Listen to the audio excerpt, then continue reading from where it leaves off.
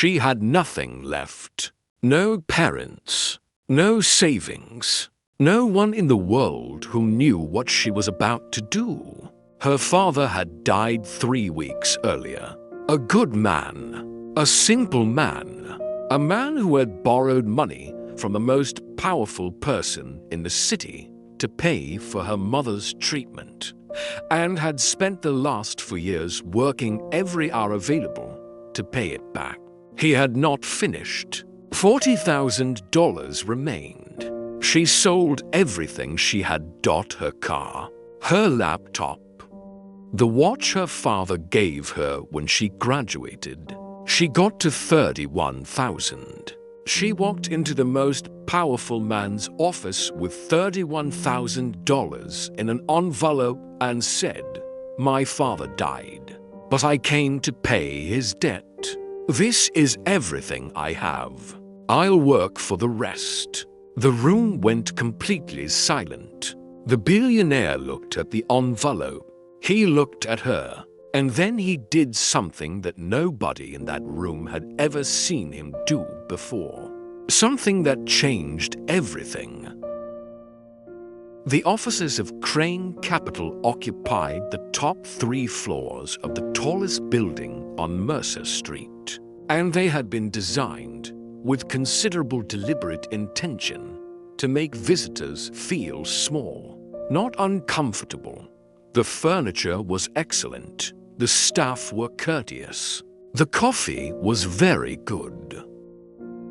But the ceilings were high, and the views were enormous, and the particular geometry of power had been built into every detail, so that by the time you reached the 41st floor, you understood, without being told, that you were in the presence of something significantly larger than yourself. Maya Reeves understood this. She had understood it from the moment she pushed through the glass doors at street level, and she had made a decision, somewhere between the lobby and the elevator, that she was going to understand it and not be diminished by it. That she was going to walk into whatever room she was taken to and say what she had come to say, and not apologize for being there. She was 22 years old. She had $31,000 in a bank envelope in her bag. She had not slept properly in 3 weeks. The receptionist on the 41st floor was a woman of perhaps 35, with the particular polish of someone who had learned to assess situations quickly and respond appropriately. "I'm here to see Mr. Crane," Maya said. "Do you have an appointment?" "No," Maya said, "but I think he'll want to see me. My name is Maya Reeves. My father was David Reeves. He had an outstanding debt with Murdoch Crane. My father died 3 weeks ago." She paused. "I've come to settle it." The receptionist looked at her, the quick, comprehensive assessment of someone reading a situation. Whatever she read, she picked up the phone. She came back from the phone with a different expression. "Mr. Crane will see you," she said. "His assistant will take you through." James Crane was 60 years old and had the particular quality of someone who had spent for decades being the most capable person in every room he entered, and had arrived, at 60, at a kind of stillness about it. He did not perform his authority. He simply had it, the way certain people have things, completely, without effort, without the need for demonstration. He was standing at the window when Maya came in. He turned. He looked at her the way he looked at everything, directly, completely, with the assessment of someone who had made a great deal of money by reading things accurately. "Miss Reeves," he said, "sit down." "I'd rather stand," she said. This won't take long. He looked at her for a moment. Then he sat down himself, which was, she would think about later, a kind of courtesy. She reached into her bag. She put the envelope on his desk. "My father died 3 weeks ago," she said. "His name was David Reeves. He borrowed money from you 4 years ago, $60,000, to pay for my mother's cancer treatment. She survived. He spent 4 years paying it back." She kept her voice level. "He had paid $19,000 by the time he died. $41,000 remained." She nodded at the envelope. "That's $31,000, she said. "I sold my car, my laptop, and my watch. That's everything I could get in 3 weeks." She held his gaze. "I know it's not the full amount. I'll work for the rest. Whatever work you have. Whatever it takes." The office was very quiet. James Crane's assistant, who was standing near the door, was looking at a point on the wall with the expression of someone who had decided this moment required them to be somewhere else entirely. James Crane looked at the envelope on his desk. He looked at Maya Reeves, at the 22-year-old who had sold her car and her laptop and her graduation watch and walked into his office with $31,000, and the straight back of someone who was not going to ask for anything except the chance to finish what her father started. He opened his desk drawer. He took out a file. He opened it. He found the document he was looking for, and he read it, or appeared to read it, though Maya had the sense he already knew what it said. He set it on the desk and turned it toward her. "Your father," he said, "paid $63,000. Maya stared at him. "The debt was $60,000, he said. "He overpaid by $3,000. There is no outstanding balance." She looked at the document. The payments were there, meticulous, regular, every 2 months without exception. The last payment dated 11 days before her father died. "He finished," she said. Her voice had changed entirely. "He finished," James said. "$3,000 over. I had my office send a letter to his address notifying him of the overpayment and offering a refund. He never," she stopped. "He never told me." "No," James said. "I don't imagine he would have." He paused. "Your father was one of the most reliable people I have ever extended credit to. In 40 years of business." Maya looked at the document, at her father's name, printed at the top, at the column of payments, every one of them, for years of every 2 months, the particular record of a man who had said he would do something and had done it, completely, without telling anyone. "He never told me," she said again, quietly. "He wouldn't have wanted you to worry," James said. She looked at the envelope on his desk. $31,000. Her car, her laptop, her watch. "I didn't know," she said. "No," he said. "You came here anyway." She looked at him. "Take the envelope," he said. "It's yours." "I don't, Miss Reeves," he said. "Take the envelope." She took it. She stood in his office with $31,000 in her hand, and the document on the desk, and the particular weight of 3 weeks of not sleeping and selling everything and walking into this building with her back straight. "Is there anything else?" she said. Because she did not know what else to say. James Crane looked at her for a long moment. "Yes," he said. "Actually, sit down." She sat. James Crane looked at the file, then at her. "What do you do?" he said. "I was finishing my degree," she said. "Finance. I had one semester left when my father died." She paused. "I deferred. To come here," he said. "To sort out his affairs," she said. "And to come here. You deferred your degree," he said, "to honor a debt that didn't exist." "I didn't know it didn't exist," she said. "No," he said. "But you came anyway." He closed the file. "Why?" She looked at her hands. "Because he would have," she said. "If the situation had been reversed, he would have walked in here and done exactly what I did." She paused. "He was that kind of person." "I know," James said. "I met him once, when he came to arrange the loan." He paused. "He told me exactly what it was for and exactly how he intended to repay it. And he asked for no concessions. He simply presented the situation and asked if I would help. That was him," Maya said. "Yes," James said.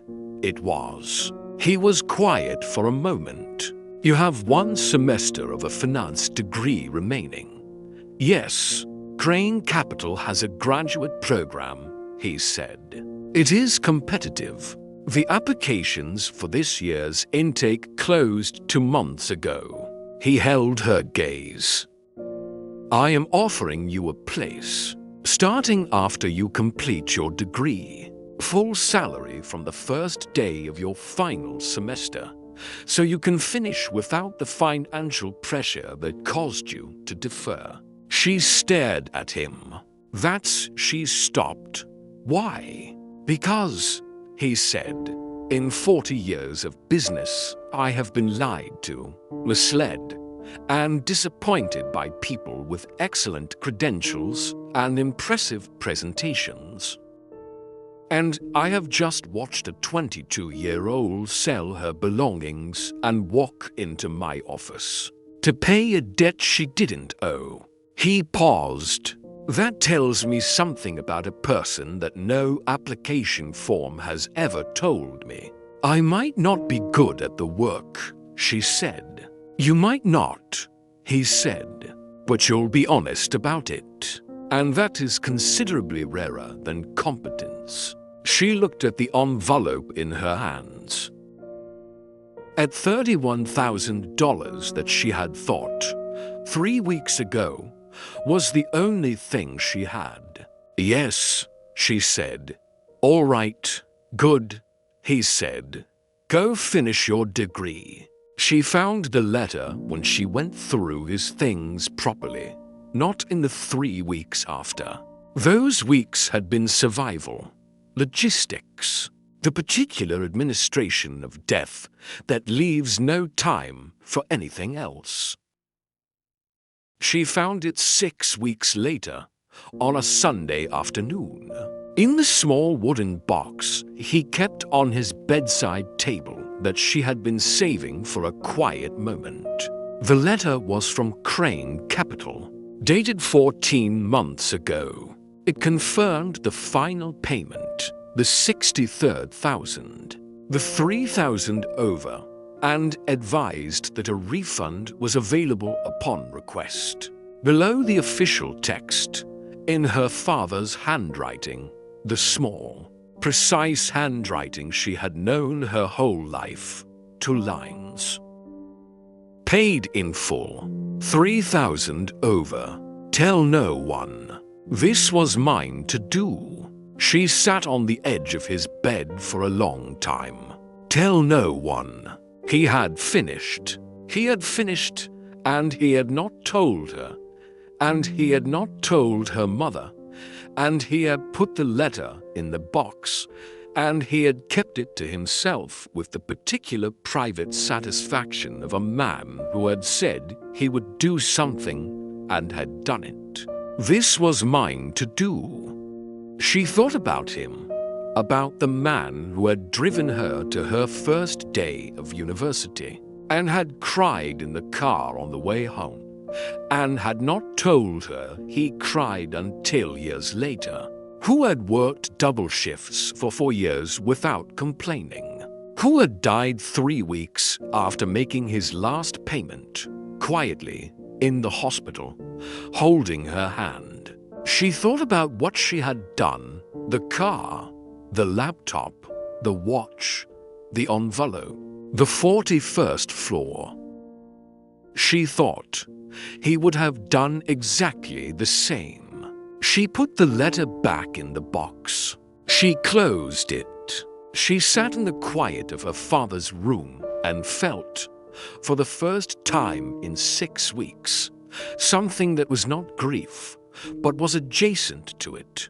The particular feeling of understanding someone completely, of seeing them whole, of knowing that the person you loved was exactly who you believed them to be. This was mine to do. Yes, she thought, and mine was mine to do. She went back to university in January. The final semester was different from the others, not because the work was different, but because she was. She sat in lectures and understood things in the particular way of someone who had spent 6 weeks. Doing the real version of what she was being taught about, she thought about her father in the finance lectures. She thought about a man who had assessed a situation and made a decision, and executed it without drama and without complaint, and had considered it when it was done. Simply done, not remarkable, not worthy of announcement, just the correct completion of a commitment he had made. The most reliable person I have ever extended credit to. She graduated in May. She started at Crane Capital in June. The graduate program was everything James Crane had implied and more, demanding, precise, genuinely interested in whether you could think rather than whether you could perform thinking. She was, she discovered, good at it, not perfect. She made mistakes, said so directly, fixed them, and moved forward. Her manager, a woman named Cecile who had been at the firm for 15 years, told her at the 3-month review that she was unusually undefensive about being wrong, which Cecile delivered as the highest compliment available. "My father taught me that," Maya said. "What did he say?" "Nothing," Maya said. "He just modeled it." He called her into his office on a Thursday afternoon, 8 months into the program. She had been in his office 3 times since the day with the envelope, twice for program reviews, once for a client meeting where she had been brought as a junior support. Each time the office had been the same, the view, the height, the particular geometry of power, and each time she had sat in it differently, the particular settling of someone who was beginning to understand that rooms did not have to diminish you unless you permitted them to. "How is it going?" he said. "Well," she said, "I think." Cecile seems to think so. "Cecile is not easily impressed," he said. "I know," she said. "That's why her opinion matters." He almost smiled. "Your father," he said. "Tell me about him." She looked at him, at the question, at the particular directness of it, at the man who had met her father once and had called him the most reliable person he had extended credit to in 40 years. She told him. The man who had driven her to university and cried on the way home. The double shifts. The wooden box on the bedside table. The letter with 2 lines of handwriting. Tell no one. This was mine to do. James listened the way he listened to everything. Completely. Without filling the silences. When she finished, he was quiet for a moment. He sounds, he said, like the kind of person who makes other people better by existing. Yes, she said. He did. The best ones do, he said. Without trying to, she looked at the view, the city, the height, the world that had seemed so large the first time she had looked at it from this window. Why did you give me the place? She said. Really? Not the official reason. He looked at her. Because, he said, I have spent 40 years in rooms full of people who come in and tell me what they want, and what they can offer, and what their credentials are. A pause. You came in and told me what you owed, and what you had, and what you were prepared to do. He paused again. No one does that. Not anymore. Possibly not ever. My father would have, she said. I know, he said. That's why I lent him the money. She found it on her desk on a Monday morning. A small box. No note. Her name on the outside in handwriting she didn't recognize. She opened it. A watch. Not her watch. Her watch had been sold, was gone, was someone else's now. But a watch of similar age and style. The kind that had been worn and valued and kept well. On the back, an engraving. For the ones who show up anyway. She sat at her desk for a long time. She went to James's office. The watch, she said. He looked at her. You didn't have to. I know, he said. I wanted to. He paused. You sold yours to pay a debt that didn't exist. I thought you should have one that came from the other direction. The other direction, she said. Given freely, he said. No debt attached. She looked at the watch in her hand. For the ones who show up anyway, she said. It seemed accurate, he said. She put the watch on. She wore it every day after that, not as a reminder of what she had lost, but as a reminder of what showing up looked like, of what it cost and what it returned, of a father who had paid a debt in silence, and a daughter who had come to pay it anyway, and a man who had been in business for 40 years and had been surprised at 60 by a 22-year-old with an envelope. 5 years later, Maya Reeves ran the emerging markets division of Crane Capital. Not because James had given it to her, he had offered it, and she had said not yet twice before saying yes. Both times because she had identified specific gaps in her knowledge, and had wanted to fill them before taking the responsibility. Cecile had told her, when she finally accepted, that the to not yets were the reason she deserved the yes. She ran the division the way her father had paid his debt, without announcement, without drama, with the particular focused consistency of someone who had decided what they were going to do, and was doing it. She was good at it. She was also, which surprised some people and surprised her not at all, good at the people in it. She had a reputation for seeing things in the people who worked for her that they had not yet seen in themselves, for looking at someone and finding the thing they were actually good at rather than the thing they had been told they were good at. You do that, Cecile told her once. See people properly.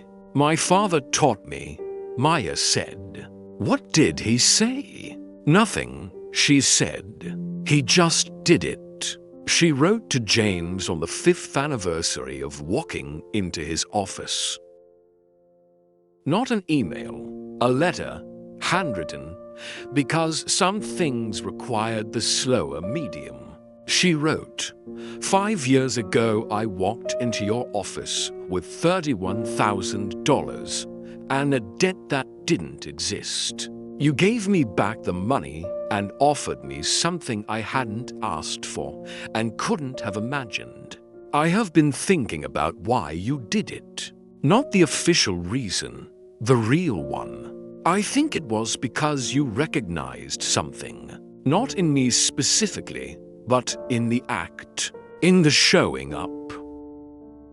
In the refusal to let something my father had started remain unfinished. You recognized that because you are the same kind of person.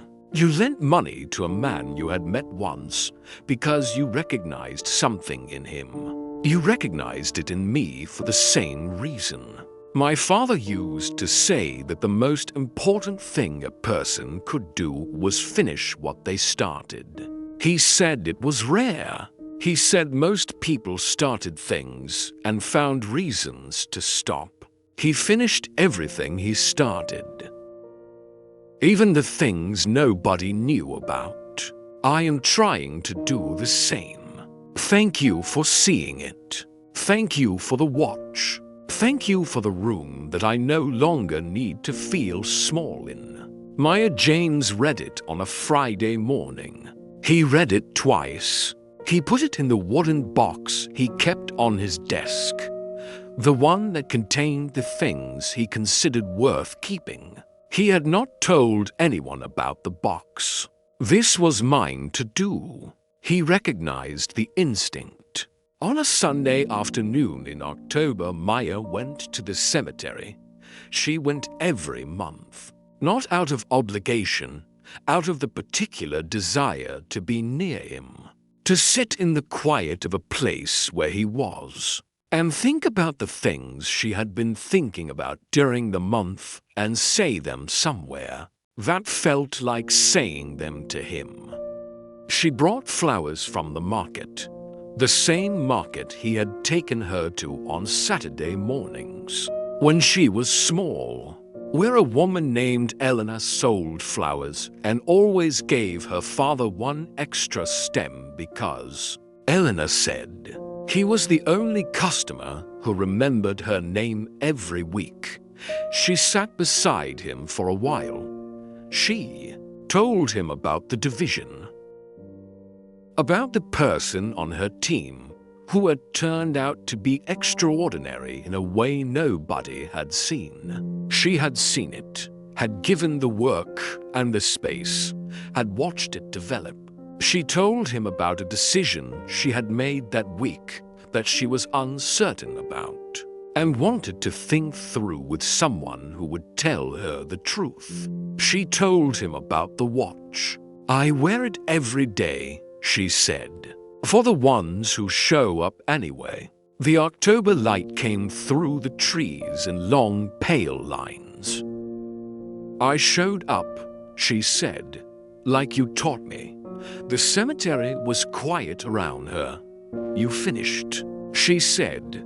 I know you finished. I found the letter. She paused.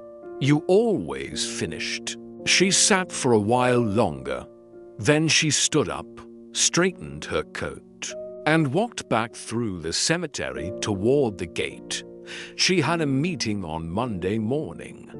She had a person on her team she needed to talk to, a young man, 23, who had been doing something small and unremarkable in the corner of a project and who had, last Tuesday, solved a problem that 3 senior analysts had been circling for a week. She had noticed. She was going to tell him this was mine to do. She walked through the gate and into the Sunday afternoon, and thought about her father, the man who had paid his debts in silence and raised a daughter, who walked into rooms with her back straight and showed up for things even when she didn't have to, and noticed the people in the corners of projects who were solving problems nobody else had. Seeing Dot, she thought he would have been pleased, not proud, pleased. The quieter, more complete thing. She walked to her car. She drove home through the October afternoon. She had a meeting on Monday. She was going to be early. David Reeves paid a $60,000 debt over for years in silence. He finished $3,000 over. He told no one. His daughter sold everything she had to pay a debt that didn't exist. She walked in anyway. A billionaire who had been in business for 40 years was surprised by both of them. The lesson is not about money. The lesson is about finishing, about showing up, about doing the thing you said you would do, even when no one is watching, even when it costs you, even when it turns out it was already done. The most powerful thing a person can do is finish what they started. David Reeves knew that. His daughter learned it. Now you know it too.